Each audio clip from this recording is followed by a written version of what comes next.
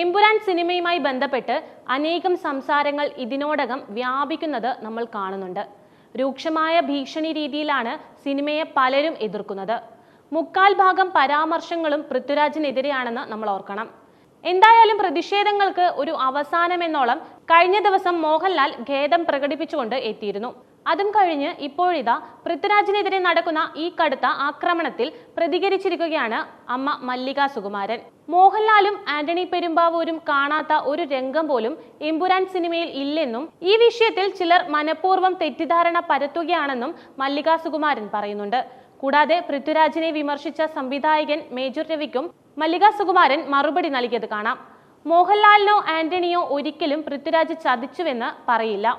പിന്നെ മേജർ രവിക്ക് പൃഥ്വിരാജിനെ ഒറ്റപ്പെടുത്തുന്നത് കൊണ്ട് എന്തെങ്കിലും ഗുണം ഉണ്ടോ എന്ന് അറിയില്ലെന്നും മല്ലിക തുറന്നടിച്ചു എന്ന് പറയുന്നതിനേക്കാൾ കൂടുതൽ നമ്മൾ മനസ്സിലാക്കേണ്ടത് ഇതൊരു അമ്മയുടെ മനസ്സും വേദനയും ആണെന്നതാണ്.